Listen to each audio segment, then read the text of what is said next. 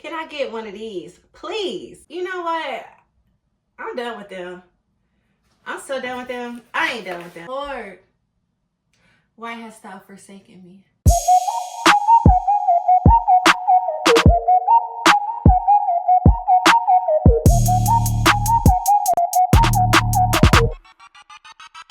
I have a date with this software consultant, and he is Caucasian. So this is my first date with a Caucasian dude. I've been rooting for y'all for 30-something years. You know what I'm saying? I've been my brother this whole time, and here I am still single and done been through too much shit that I don't even deserve. So I'm gonna keep y'all posted, and we're gonna see how this goes. Hey y'all, what's up? So it is the next day, and after my date, so I'm gonna tell y'all how that went. And first, can I just say, Lord, why do I have 130 something matches and people like waiting for my response? This is too much. It's overwhelming. I'm like, Lord, why hast thou forsaken me? I don't have the time for all this. Like, for real, for real. So what I'm doing is I'm just going to do them in batches. Like, as some of them fall off, I'll start introducing more, or like responding to more and matching with more. Or it's like I see it dying down, or if I'm like not really interested in somebody, then yeah, I'm gonna have to do that, because otherwise, like, I got other stuff that I'm trying to do in life. I can't just be sitting on Hinge or texting folks all day. I ain't got that to do. So, but I guess it's a good problem to have. I ain't complaining, for real, for real. But I'm going to open up some packages that I have, and then I'm also going to tell y'all about my date. So this was my date with the software consultant, aka my first date with a non-black man. He's white. And you know, to be honest, when I got there, and since I've been talking to him, I have not seen color. I'm not gonna lie. Like, we have so much in common, and he's so cool that I just have not seen color. I haven't paid attention to it. The only reason why I'm like making a statement about it now is because this is my first time like really entertaining guys outside of my race. I'm normally like, you know, my black brothers or whatever, but you know what? I'm done with them. I'm so done with them. I ain't done with them, but I'm going to open up, you know what I'm saying, my my dating pool. Because let me tell y'all, why was this such a nice date? So we go to this jazz club in the city. I get there, he's already there, and we have like a table up front. By the way, do y'all want to see like little clips from my dates? I didn't know. Like, I didn't want to be weird and like pull out my phone and be recording stuff. But also, I kind of like low-key wanted to give y'all a little snip so y'all can like just catch the vibe and just kind of follow along to put a picture in your mind. But anyways, I didn't do that this time. So I get to this jazz club. He's already there. He stands up, and yep, he's probably about 5'10". He's probably about 5'10". So that's like the lower end of my, that's actually the bare minimum of my height preference.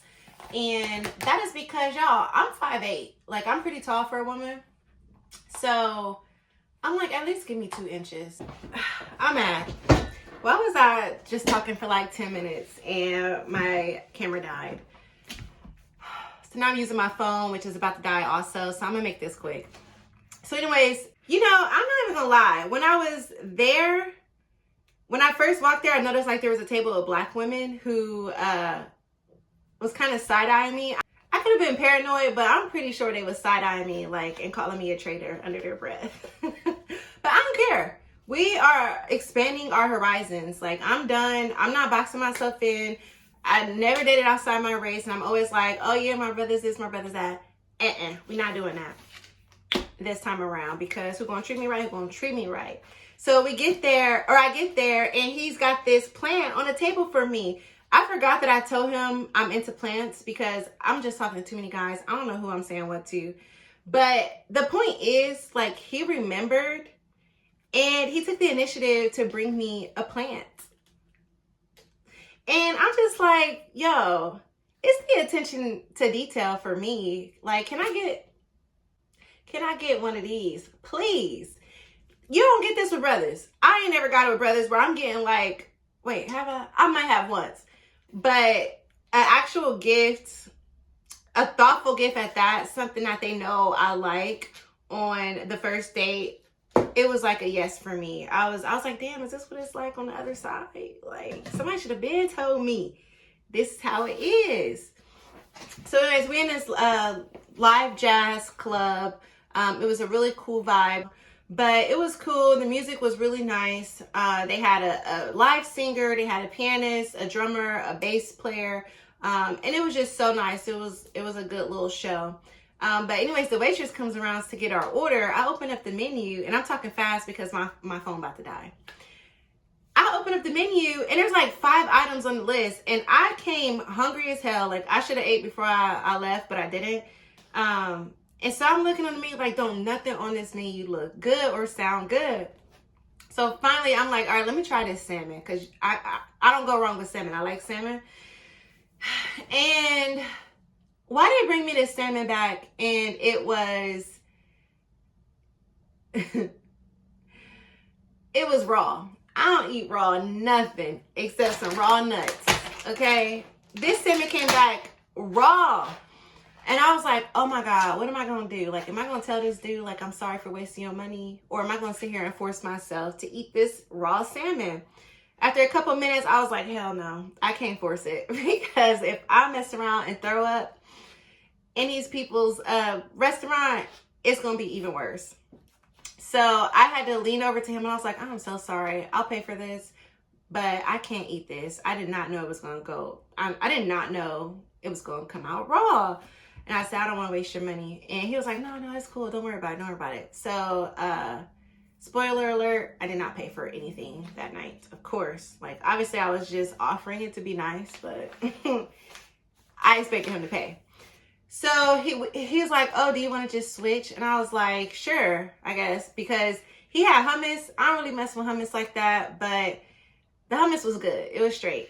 You know, I ain't gonna lie. It was better. I had it with, like, some warm pita bread. It was edible.